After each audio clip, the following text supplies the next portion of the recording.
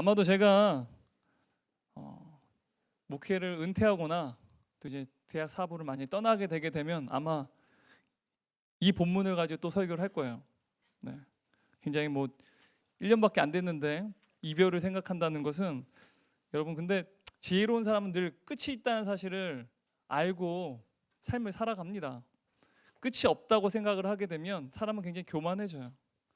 하지만 끝이 있다라는 거죠. 끝이라는 건 평가받을 수 있는 시간, 이별이 있고 무언가 나의 모든 것들이 승승장구했던, 혹은 때로는 과거에 또한 여러 가지 실패했었던 그 모든 것들이 다 종료하는 그 끝이 있다라는 거죠.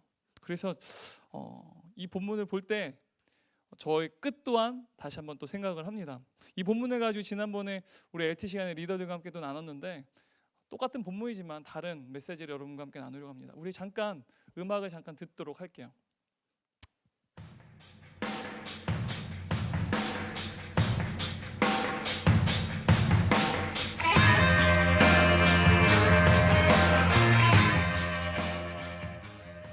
여러분 이 노래 아세요?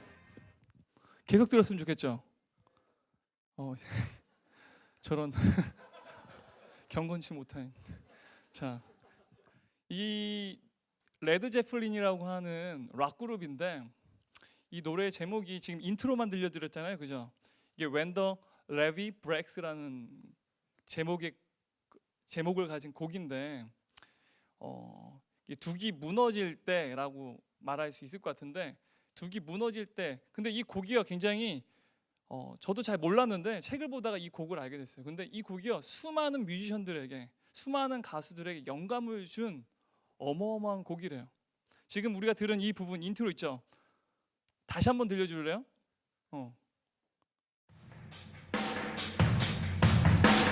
드럼을 한번 들어보세요. 끝, 됐어요. 자, 드럼이 어때요? 드럼이 울리는 그 사운드가 어때요, 여러분? 되게 멋있죠?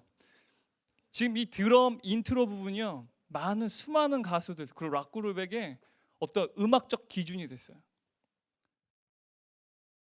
그리고 많은 가수들이요 자신들의 앨범에 지금 이 드럼 혹은 그리고 이 음악의 전주 부분은요 샘플링 해가지고요 이 샘플링한 곡으로 자신들의 음악을 채웠어요. 그만큼 많은 가수들이 기억하는 곡이에요.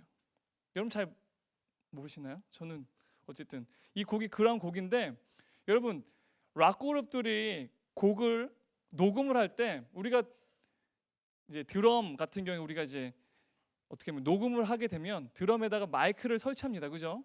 마이크 여러 개를 설치하고 베이스 부분에다가 또 가까이에 그 마이크 하나를 또 설치를 하죠. 그게 대부분 이렇게 음악을 녹음할 때 마이크를 설치하는 상식입니다. 근데 이 곡을 녹음할 때는 좀 획기적인 방법을 사용했어요. 18세기 어떤 중반에 지어진 시골집에서요 녹음실이 아니라 시골집에서 녹음을 했어요.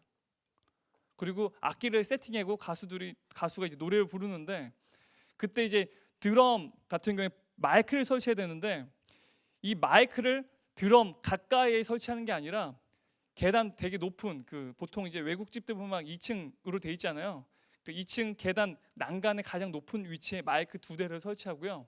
중간에 어떤 음악 장치를 설치를 했어요. 그래서 음악이 이제 드럼을 치게 되면 그 음악을 증폭시켜요. 음향을 증폭시켜서 사운드가 굉장히 커지는데, 그 커지면서 이제 그 증폭 장치를 통해서 마치 드럼이 멀리서부터 들리도록 하는 그런 효과를, 그러니까 중후한 사운드 효과를 내었다고 그래요. 그래서 노래 들으다 보면 인트로 부분에 드럼이 굉장히 멋있어요. 실제로 녹음실에 녹음한 게 아니라는 거죠.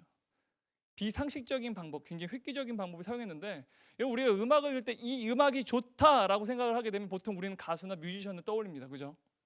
여러분들 좋아하는 가수들 있죠? 그 가수들의 노래들 좋아할 때 그 가수의 노래, 그 가수가 누구냐에 따라서 여러분들 그 음악이 좋다라고 여러분 생각하고 그 가수의 음악을 구매하기도 하고 앨범을 사기도 하고 그러는데, 좀 더 음악을 아는 음악광들은요 그 노래를 누가 프로듀싱 했냐라는 것 또한 확인을 해요. 그래서 비욘세의 남편 제이지죠. 제이지라고 하는 프로듀서가 만든 음악들을 또 음악광들은 그 사람의 음악들을 되게 애호하고 되게 좋아합니다. 근데 음악을 녹음할 때 사실은 프로듀싱가 혹은 프로듀서와 어떤 뮤지션만이 아니라 사실은 음악 기사도 있다라는 거죠.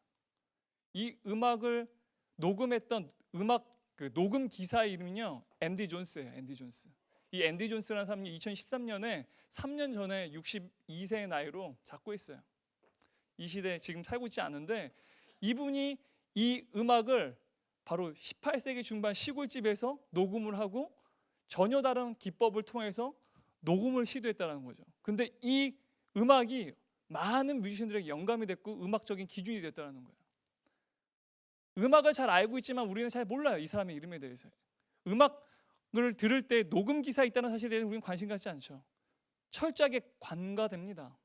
그래서 우리는 때로는 어떠한 무대 위에 서지 않고 눈에 보이지 않게 섬기는 사람들을 볼 때 이러한 사람들이 우리의 신앙의 모델이 되었으면 좋겠다라는 생각을 하기도 해요. 그죠? 우리가 늘 역사의 무대 가운데 쓰지 못하잖아요. 하지만 묵묵히 자신이 맡은 바의 일들을 보이지 않는 곳에서 성실하게 섬김을 다했던 사람들을 우리는 신앙의 하나의 롤모델로 세우고 그 롤모델을 따라서 우리의 신앙을 가지려고 하는 노력들을 해요. 역사의 무대에 두드러지는 어떠한 사역들을 감당하지 않더라도 묵묵히 자신에 맡겨진 하나님의 일들을 감당하는 바로 하나님의 사람들이 어쩌면 우리에게는 우리의 신앙의 모델일 수 있다는 거죠. 근데 오늘 본문은요 그것으로는 부족하다라는 거예요. 그저 눈에 보이지 않는 곳에서 하나님 섬긴다는 것 그것만으로는 충분하지 않다라고 오늘 본문에서는 여러분에게 이야기하고 있습니다. 눈에 보이지 않는 것, 눈이 보이지 않고 주목받지 않는 곳에 섬기는 것도 너무 중요하지만 그것만으로 충분하지 않다라는 거예요. 오늘 본문을 보면요 여호수아가 이제 자신의 인생의 마무리 짓는 바로 그 끝에서 이스라엘 백성을 다시 세겜 땅으로 부릅니다. 우리가 전에 여호수아 8장을 나눌 때 그때 아이성 전투를 마치고 정복한 이후에 바로 이 세겜 땅 그리심산과 에발산이 있는 이 세겜 땅에 와서 이스라엘 백성이 바로 하나님과 언약을 맺던 그 본문을 우리가 전에 나눴죠. 바로 그 세겜 땅으로 다시 이스라엘 백성을 부릅니다. 그리고 다시 한번 하나님이 애굽에서 이들을 출애굽시키시고 모든 가나안 땅의 31명의 왕들을 정복합니다. 그리고 그 땅을 7년 동안 분배를 해요. 어마어마한 일들이죠. 이스라엘을 이끌고 수많은 왕들 패배시키고 승리하고 땅을 가졌어요. 그리고 여호수아가 이제 자신의 인생의 마지막이 이룬 것을 알고 다시 한번 세겜 땅으로 이스라엘 백성을 모았어요. 도대체 왜 여호수아는 세겜 땅으로 이스라엘 백성을 다시 모았을까요? 그리고 왜 세겜 땅에 다시 한번 이스라엘 백성과 더불어서 하나님과 언약을 맺을까요? 여러분 세겜 땅이라고 하는 그 어떠한 도시에 대한 역사가 우리가 좀 알아볼 필요가 있는데요. 이 세겜 땅은요. 아브라함이 하나님이 이제 하란이라고 하는 메소포타미아에 있는 하란이라고 하는 그 도시에서 굉장히 문명화된 도시였죠. 당시에는 많은 문명화된 도시 중에 가장 문명의 핵심 중에 하나가 바로 하란 땅이었는데 그 땅으로부터 하나님이 아브라함을 부르시죠. 그리고 가나안 땅으로 옵니다. 우여곡절을 통해서 가나안 땅에 도착하는데 그때 가나안 땅에 이르러서 가장 먼저 다다르게 된 그 땅이 바로 세겜 땅이라는 거죠. 그리고 그 땅에서 아브라함은 하나님과 언약을 맺습니다. 창세기 12장 7절을 보면요 이렇게 나옵니다. 여호와께서 아브라함에게 나타나 이르시되 내가 이 땅을 내 자손에게 주리라 하신지라. 이 땅을 내 자손에게 주겠다고 약속하셨어요. 자기에게 나타난 여호와께 그가 그곳에서 제단을 쌓고 바로 세겜 땅은 아브라함으로부터 하나님 이 땅을 너에게 주겠다. 너의 후손에게 주겠다. 그리고 아브라함이 이미 이스라엘 백성 그 이전에 그곳에서 제단 쌓고 하나님께 예배드렸던 현장이라는 거예요. 그 다시 한번 여호수아는 그것을 기억하고 이스라엘 백성 다시 세겜 땅을 부르는 거예요. 자신의 마지막에 다시 한번 하나님이 얼마나 놀라운 일들을 우리에게 이루셨는지를 이스라엘 백성에 알리고 그들에게 상기시키고 그들을 격려하고 다시 한번 하나님과 언약을 맺는다는 거죠. 우리가 오늘날에도 중요한 거래를 할 때 계약을 맺습니다. 그죠? 중요한 법적인 증거들을 남기죠. 그래서 거래를 할 때 서약을 하고 거래를 할 때 계약을 맺죠. 근데 마찬가지로 고대 시대, 고대 근동아시아인데 이 고대 근동아시아에서도 바로 성경에서도 지금 우리가 하나님과 이스라엘 백성의 언약 체결식을 맺는다, 계약 체결식을 맺는다라고 하는데 계약을 맺었어요. 바로 우리가 이 계약 체결식, 언약 체결식이라고 하는 이 부분을 좀 주목해서 봐야 되는데, 성경에서 가장 중요하게 다뤄지는 언약 체결식의 본문이 창세기 15장입니다. 창세기 15장을 보면 하나님이 아브라함과 언약을 맺으시는 그때 하나님이 아브라함에게 5가지의 짐승을 가지고 올 것을 하나님 명령하세요. 산비둘기와 집비둘기, 그리고 3년 된 암소, 3년 된 암염소, 그리고 3년 된 숫염소를 가지고 오라고 말씀하세요. 그리고 산비둘기와 집비둘기는 굉장히 조그마하잖아요. 그 조그만 짐승들은 놔두고 3년 된 암소와 3년 된 암염소, 그리고 3년 된 숫염소는요, 숫양은요, 쪼개어 나누라고 명령하세요. 이 쪼개어 나눈다라는 말이요, NIV 성경을 보면요, cut them in two라고 되어 있어요. cut them in two. 그 둘을 나누라는 거예요. 반을 쪼개서 나누라는 거예요. 짐승을 반을 쪼개서 나누는 거 본 적 있습니까? 종이를 반으로 접는 건 본 적 있어도 짐승을 반으로 나눈 건 본 적이 없을 거예요. 그죠? 굉장히 드문 건데 반으로 나누라고 명령합니다. 근데 이 굉장히 무시무시한 계약을 체결하는 거죠. 그죠? 여러분에게 상식으로는 동물이 갈라져 있는 건 정육점 가야지 빨간 불 안에서만 보는 거잖아요. 그죠? 심지어 우리가 일반적으로 볼 수 없는 여러 가지 광경인데, 고대 근동 아시아에서 지금 유브라데스 강 그 상류 쪽에 마라라고 하는 도시가 있었습니다. 그 마라라고 하는 지역에 고고학자들이 발굴을 했는데 많은 유물들이 발견됐어요. BC 3000년경에 쓰여졌던 흙으로 구워서 만들어진, 그래서 계약을 남긴 점토판들을 그 타블릿이라 부르는데, 우리 태블릿 PC라고 하잖아요. 마찬가지로 이 태블릿들이 점토판이 발견됐습니다. 근데 그 점토판들에 당시에 많은 히타이트 족속이라든지 성경에 헷족속이라 하는데 많은 고대 근동 아시아에 있는 족속들이 언약을 체결, 계약을 체결하는 것들이 기술되어 있는데, 바로 이 당나귀와 같은 짐승을요 둘로 쪼갭니다. 계약을 체결하는 실제적인 증거들이 고고학적으로 발견됐어요. 그러니까 하나님이, 우리가 창세기 15장을 보면 하나님이 아브라함과 분명히 언약을 체결하고 있다는 사실을 우리는 고고학적인 증거를 통해 알 수 있습니다. 당시에요, 이 계약을 체결할 때 짐승을 반으로 쪼갰는데요, 계약을 체결할 때는요, 어떠한 임금과 신하가 계약을 체결할 때도 있고요, 심지어 국가와 국가가 계약을 체결할 때 이러한 언약 체결식을 활용했습니다. 특히 쌍방 언약이라고 하죠. 계약을 맺을 땐 둘 이상이 함께 계약을 맺는 게 계약이잖아요. 혼자서 나 스스로 계약을 맺는다라고 하지 않잖아요. 그건 계약이 아니죠. 쌍방 계약인데, 전문 어떤 테크니컬한 용어로 얘기하면 이 쌍방 계약이지만 종주권 계약이라고 합니다. 종주권 계약이라는 것은 임금과 신하 혹은 강대국과 약속국이 계약을 체결하는 것을 의미해요. 그래서 강대국의 국가의 왕이 약소국의 왕과 계약을 체결할 때 바로 지금 짐승을 쪼개는 그러한 계약을 체결하는데, 당시에 짐승을 쪼개잖아요. 그러면은 약소국의 국가의 왕이요, 그 쪼갠 짐승, 피비린내 나는 그 짐승 사이로 지나갑니다. 때로는요, 이제 기록을 보면 약소국 국가의 왕은요, 쪼개진 이 피비린내 나는 짐승들 사이로 무릎을 꿇고 기어갔다라고도 해요. 얼마나 굴욕적일까요? 왕입니다. 왕인데 피비린내 나는 그 짐승 사이로 무릎을 꿇고 지나가는 거예요.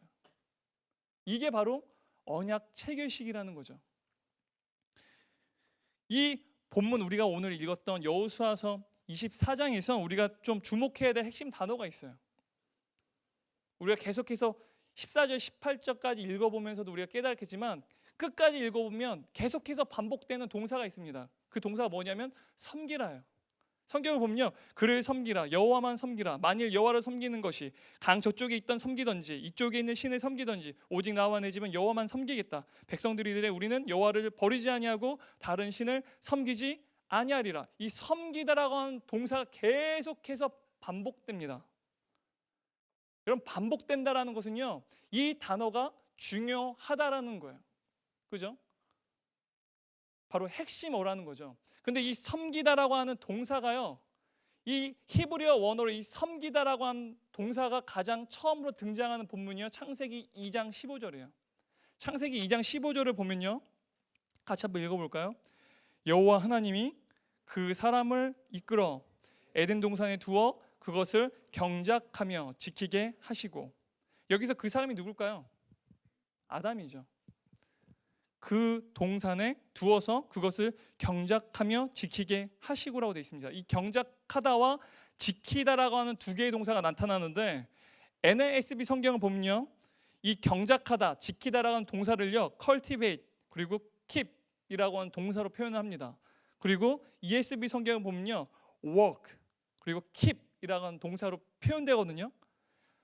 근데 여기서 말하고 하는 이 경작하다 그리고 지키다, 이 두 가지의 동사가 있는데, 둘 중에 어느 동사가 섬기다라고 하는 동사와 동의어일까요? 여러분 생각할 때 경작하다, 지키다라는 두 개의 동사 중에 어느 동사가 섬기다라고 하는 동사와 동의어일까요? 네? 한번 때려보세요. 네? 지키다. 누가 지키다? 곽강민? 와, 땡, 틀렸어요. 예배 간사인데. 자, 경작하다입니다. 경작하다. 이 경작하다라고 하는 동사가요, cultivate 혹은 work이라고 하는 동사로 표현됐는데, 이게 섬기다라고 하는 동사와 히브리어 원어가 동의어예요. 하나님이 에덴 동산에서 아담과 하와에게 명령하셨어요. 경작하라, 섬겨라, 섬겨라, 지키라, 섬기라, 지키라 라고 명령하셨다는 거예요. 하지만 어떻게 되었나요? 아담과 하와는 실패하게 되죠. 그리고 그들은요, 에덴 동산에서 쫓겨납니다. 에덴 동산에 쫓겨나요. 하나님이 약속하신 그 땅, 바로 지금 가나안 땅이죠. 이스라엘 백성은 가나안 땅에 들어섰습니다. 바로 그 땅은요, 젖과 꿀이 흐르는 땅이에요. 젖과 꿀이 흐르는 땅. 그 표현은요, 바로 새 에덴 동산을 의미합니다. 새로운 에덴 동산에 이스라엘 백성이 들어온 거예요. 에덴 동산에서 아담과 하와가 실패하고 쫓겨났습니다. 하지만 이제 새로운 에덴 동산 이스라엘 백성이 들어왔어요. 그리고 하나님은 이스라엘 백성을 향해 다시 한번 동일한 명령을 하십니다. 섬기라, 지키라. 섬기라, 지키라. 만일 이스라엘 백성이 이 섬기고 지키는 것에서 실패하게 된다면, 그들도 아담과 하와가 에덴 동산에서 쫓겨난 것 같은 똑같은 참혹한 결말을 얻게 될 거라는 거예요. 그게 바로 여호수아서 23장 16절에 이렇게 하나님이 경고하세요. 만일 너희가 너희의 하나님 여호와께서 너희에게 명령하신 언약을 범하고 가서 다른 신들을 섬겨 그들에게 절하면 여호와의 진노가 너희에게 미치리니 너희에게 주신 아름다운 땅에서 너희가 속히 멸망하리라. 이 멸망하리라, 멸절하리라는 거예요. 우리는 안타깝지만 결론을 압니다. 이스라엘 백성이 어떻게 되나요? 실패하게 되죠. 그리고 그들은요, 바벨론의 포로로 생활하게 됩니다. 그런데 되게 흥미롭게도 사도 바울이 예수님을 지칭할 때요, 예수님을 메시아, 하나님의 아들이라는 표현보다 제2의 아담이라고 하는 호칭을 사용합니다. 제2의 아담, 예수님을 지칭할 때 제2의 아담이라고 말씀하신다는 거예요. 바로 에덴 동산의 첫 번째 아담이 실패한 그 에덴 동산에서 이제는 두 번째 아담인 그 예수님이 섬김을 실패한 아담과 다르게 섬김을 완성시키기 위해서 인간의 몸을 입고 이 땅에 오셨다는 거죠. 그래서 바울은 예수님을 향해서 제2의 아담이라고 말합니다. 아담과 이스라엘 백성이 실패한, 우리는 결과적으로 알고 있죠. 이스라엘 백성이 실패했다는 사실. 아담과 이스라엘이 모두가 실패한 그 현장 가운데 하나님의 아들이신 예수께서 인간의 몸을 입고 이 땅에 오셨고 섬김을 실패한 그 현장 가운데 그 섬김을 완성시키셨다는 거죠. 그분의 섬김에 대해서 마가복음 10장 45절에서는 이렇게 이야기합니다. 인자가 온 것은 섬김을 받으려 함이 아니라 도리어 섬기려 하고 자기 목숨을 많은 사람의 대속물로 주려 함이라. 예수님이 섬기기 위해서 이 땅에 오셨대요. 근데 섬기기 위해서 왔는데 대속물이 되기 위해서, 대속물로 주기 위해서 오셨다라고 말씀하세요. 왜 예수님은 섬긴다라고 하는 의미 외에 대속물이라고 하는 표현을 설명하실까요? 섬기기 위해서 오셨는데 섬기기 위해서 대속물이 되어야만 한다라고 주님 말씀하세요. 섬기기 위해서는 대속물이 되야 된대요. 근데 이 섬김과 대속물이 어떤 관계가 있을까요? 섬김과 대속하다라고 하는 이 의미가 도대체 어떤 연관관계가 있을까요? 그럼 대속물은요, 죄의 값을, 바로 실패한 그 섬김의 값을 피로써 지불하는 거예요. 피로써 지불하고 그 섬김을 완성시킨다라는 표현을 지금 이 마가복음 10장 45절 통해 예수님 말씀하시는 거예요. 바로 섬김과 대속물은 연관관계가 있다라는 거예요. 자신의 피값으로 우리가 실패한 그 실패의 값을 피로 지불하는 것, 바로 그것을 섬기기 위해서 이 땅에 오셨다라는 거죠.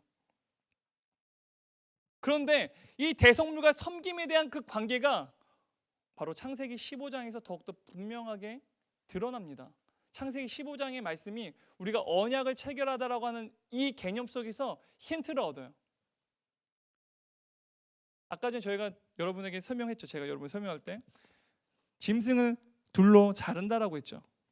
그리고 짐승을 둘로 자른 그 현장 가운데 누가 그곳에 지나가나요?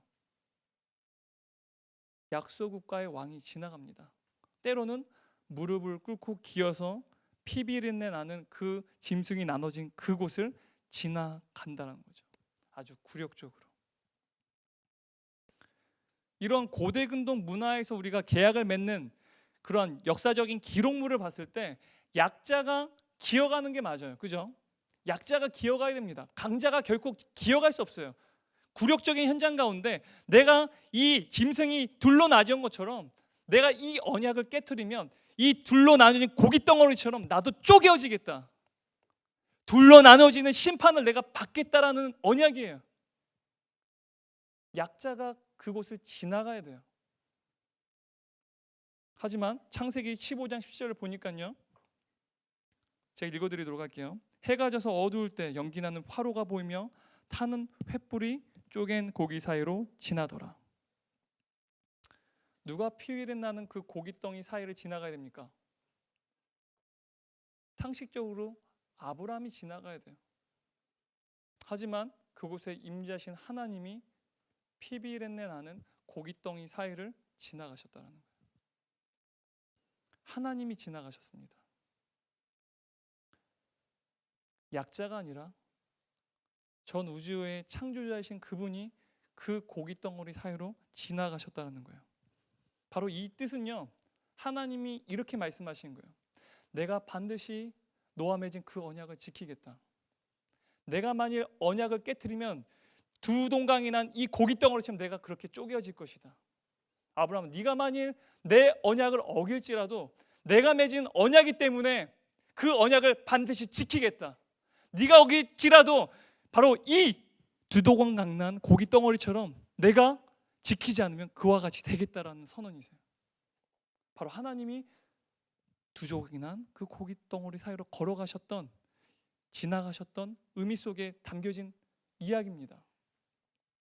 이런 막스 베버의 프로테스탄트의 윤리와 자본주의 정신이라는 책이 있습니다. 저도 다 읽지는 않았는데 어려워요. 근데 그 책을 보다 보니까 이 대목이 굉장히 마음에 와닿았어요.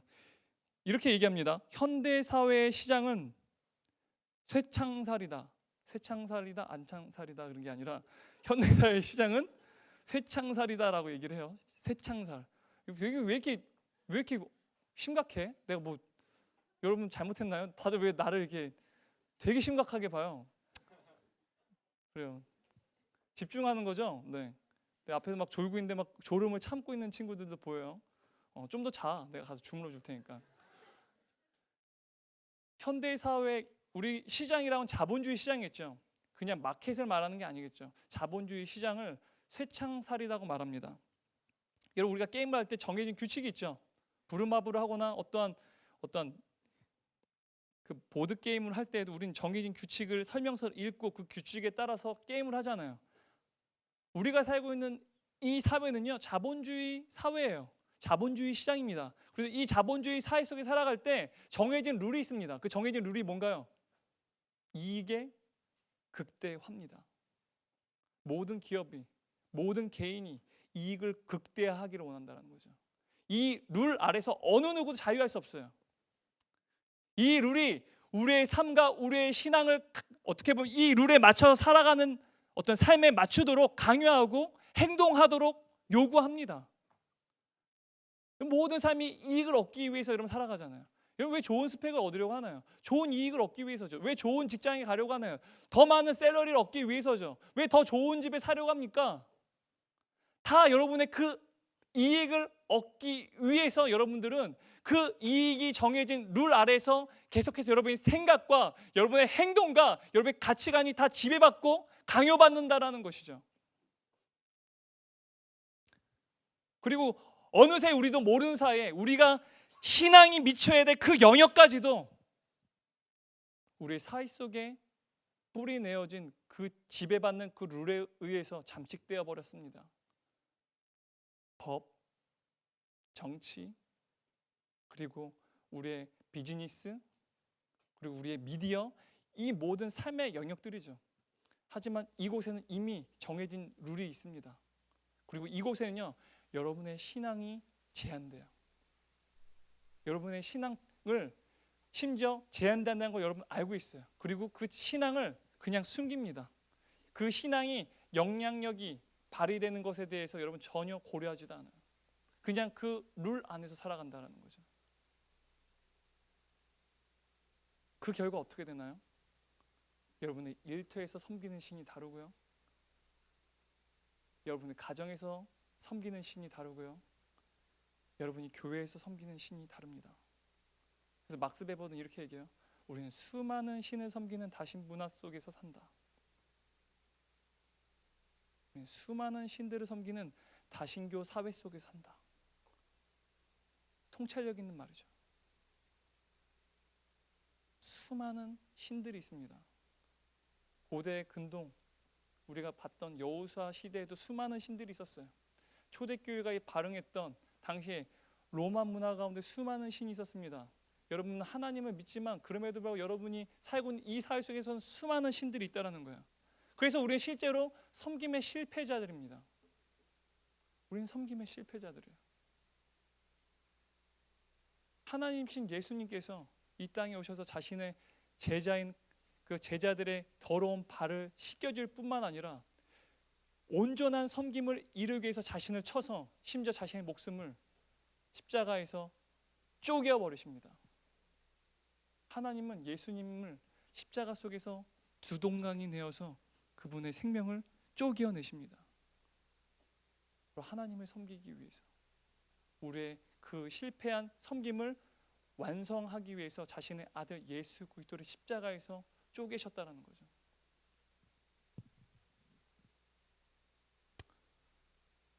우리의 신앙은 우리의 삶의 모든 영역 속에서 제한됩니다. 우리 사회 속에 살아가는 모든 삶의 영역 속에서 강화할 만한 그러한 여러 가지 파워들이 강화할 만한 그 힘들에 의해서 우리는 늘 제압당하고 억눌립니다. 이러한 우리의 삶의 영역 속에서 우리가 외쳐야 될 선언은 바로 이거예요. 바로 여호수아가 바로 오늘 본문에서 바로 15절에서 고백했던 선언입니다. 함께 읽도록 할게요. 큰 소리 함께 읽었으면 좋겠습니다. 15절입니다.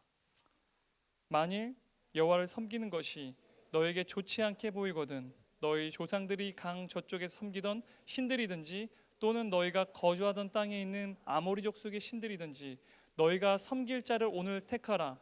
오직 나와 내 집은 여호와를 섬기겠노라 하니. 오직 나와 내 집은 여호와를 섬기겠다라고 여호수아는 고백합니다. 우린 수많은 신들이 존재하는 다신교 사회 속에 살아갑니다. 여러분 인정하죠? 수많은 신들이 있습니다. 어쩌면 또 무신론자들은 신이 없다라고 믿는데요 라고 말할 수도 있을 것 같아요. 무신론자들도 그들만의 도그마가 있습니다. 신이 존재하지 않는다. 바로 그 신념이 그들의 종교의 어떻게 보면 도그마죠. 그래서 그들은요 어떠한 초자연적인 눈에 보이지 않는 추상적인 어떠한 대상에게 기대어 사는 것을 굉장히 모멸스러운 거, 굴욕적인 걸 생각합니다. 그래서 스스로가 강한 사람, 초인이 되려고 하죠.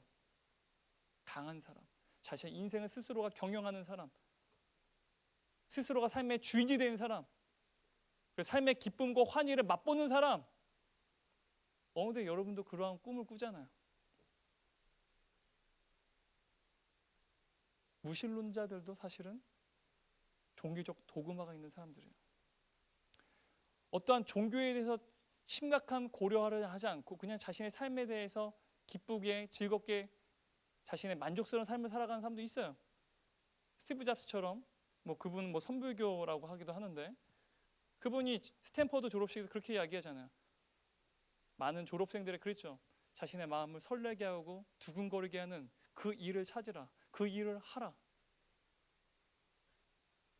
여러분, 여러분의 마음을 설레게 하고 기쁘게 하는 그 일이요, 그것이 여러분이 추구하고 여러분이 섬기는 신이 될 수도 있어요. 인간은요 그것만으로도 인생을 살 수 있습니다. 자신의 마음을 설레게 하고 기쁘게 하는 그 일을 자신의 신으로 삼아서 그것만으로 만족하고 인생을 살아갈 수 있다는 거예요. 얼마나 많은 신들이 있습니까? 수많은 신들이 바로 이 사회 속에 존재하고 있고 우리도 모르게 그 신들을 우리의 삶의 영역 속에서 하나님이 아니라 그 신을 섬기고 있다는 거죠. 하지만 여호수아는 오늘 저와 여러분 향해서 이렇게 외칩니다. 많은 신들 중에 너희는 지금 바로 지금 이 자리에서 너희가 섬길 그 신을 정하라는 거예요. 너희가 섬길 그 신을 정하라. 더 나은 미래를 위해서 스펙을 쌓고 다른 사람들이 우러보는 존경하는 삶, 성공적인 삶을 온전히 쫓는 삶, 그래서 성공의 신이 여러분의 삶의 중심에 드는 삶, 그렇다고 한다면 그 성공의 신을 섬기라는 거예요. 더 나은 샐러리, 그래서 더 안정적이고 더 미래에 평안할 것을 기대하면서 늘 여러분의 그 물질적인 것들로 의해서 좌지우지되고 그 물질이 여러분의 가장 최우선 순위가 되는, 온전히 그 물질이 여러분의 삶의 가장 중요한 자리를 차지하게 되는 그 물질의 신을 섬기는 삶, 그렇다면 너희는 물질의 신을 섬기라는 거예요. 하지만 나는 오직 나와 내 집은 여호와만 섬기겠다라는 거예요. 이게 바로 여호수아가 선택한 길이고 이스라엘 백성이 선택한 길이었습니다. 그들 실패했지만 그럼에도 불구하고 하나님의 자녀인 우리에게 오늘 본문은 분명히 이야기합니다. 바로 이것을 택하라. 여호와를 섬길 것을 택하라는 거죠. 제가 미국에 있을 때 한 목사님, 제가 좋아하는 목사님인데 그분의 설교를 듣다가 그분의 간증이 기억에 남아요. 그분이 중국의 한 신학교에 이제 어떤 미주 대표로 참여를 하셔가지고 이제 축사를 하시는데 중국에 있는 어떤 호텔에서 이 졸업식이 이루어져서 어떤 연회장에서 한 200~300명이 모이는 그 연회장에서 졸업식을 했대요. 한 3~4시간 동안 졸업식이 이루어지는데 굉장히 많이 힘들었다고 하시더라고요. 근데 이 졸업식을 하고 이제 졸업생들을 축하하기 위해서 이미 졸업한 선배들이 이제 그 졸업생들을 축하하기 위해서 이제 축복송을 불렀습니다. 어떻게 노래를, 찬양을 부른 거죠. 굉장히 흥겹고 좀 곡도 경쾌하고 좀 빠른 곡을 불렀는데 이 곡을 부르는데 선배들이 막 울어요. 근데 옆에 있는 졸업생들도 그 곡을 경쾌하고 너무 빠른 템포의 곡인데 신나는 곡입니다. 근데 그 곡을 부르면서 다들 울어요. 심지어 그 졸업생들의 가족들도 그 곡을 부르면서 같이 웁니다. 그래서 이 목사님이 옆에 앉은 그 선교사님도 옆에서 막 울고 계시더래요. 그래서 선교사님에게 도대체 이 찬양의 가사가 무슨 의미입니까? 물어봤대요. 근데 선교사님이 그 가사, 중국어로 된 그 복음성가였는데 그 가사를 적어주셨는데 그 곡에 담겨진 가사가요, 이젠 주를 위해 준비되었으니 이젠 나가 죽으라 라는 의미였대요. 이젠 주를 위해서 준비되었으니 나가 죽으라. 그 노래를 부르면서 선배들과 졸업하는 신학생들이 눈물을 흘리는 거예요. 이 졸업생들을 축하하기 위해서 온 선배들은요, 막 1박 2일 혹은 일주일 동안 완행열차를 타고 혹은 버스를 갈아타고 그 졸업생들을 축하하기 위해서 그 자리에 왔어요. 이미 졸업생들은 먼저 주님을 섬기기 위한 사역을 감당하다가 수많은 고문을 받고 허리를 버틸 수 없어서 휠체어를 타고 온 선배들도 있었어요. 근데 그들이 자신의 사랑하는 후배들을 향해서 던지는 축복이 뭔지 아세요? 이젠 주를 위해서 준비되었으니 나가 죽으라는 거예요. 나가 죽으라. 나가 죽으십시오. 여러분, 이 말은요, 우리가 세상 가운데에서 나가 죽으라고 말하게 되면 욕이죠. 어디다 대고 나를 나가 죽으라고 하냐고 여러분들이 분명히 쌍심지키고 여러분 가만두지 않을 거예요. 하지만 신앙인들에게는요, 주를 위해서 나가 죽으라는요, 축복이라는 거죠. 이와 같은 역설이 어디 있습니까? 우리 공동체 가운데 주님을 섬기면서 하늘의 별과 같이 모든 사람들이 울어보고 성공의 삶을 살면서 평안한 삶을 누리고 하나님을 멋지게 섬기면서 성공한 삶, 이 시대에 많은 어떤 사람들보다 더 높은 자리에 우뚝 서서 하나님을 멋지게 섬기는 삶, 그것을 꿈꾸는 공동체와 이제는 예수를 위해서 나가 죽겠다는 공동체와 둘 중에 어느 공동체가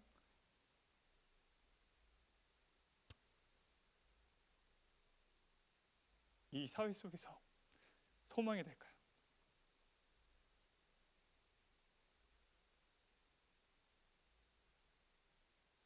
주님은 우리에게 이렇게 말씀하십니다. 내가 너와의 맺은 그 언약을 지키겠다. 내가 그 언약을 지키지 않으면 이 짐승과 같이 쪼개지겠다.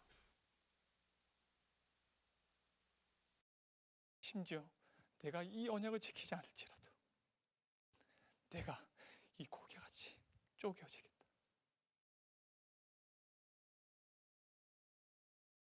그 완전한 섬김을 위해서 우리 주님은 십자가에서 둘로 나누셨습니다. 바로 그것이 우리가 예수 그리스도를 섬긴다라고 하는 우리의 고백 속에 담겨진 의미입니다. 예수를 섬긴다, 내가 죽는다라는 의미입니다. 함께 기도하겠습니다.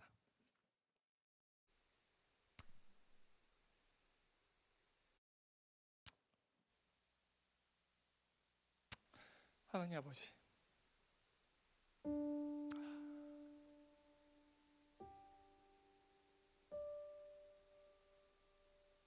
우리의 삶 가운데 수많은 신들이 있습니다. 여호와 하나님을 섬기겠다고 하지만 어리석은 이스라엘 백성과 같이 우리 사회에 있는 수많은 신들을 우리는 섬깁니다. 주님의 존중에 나와서 주님을 예배하지만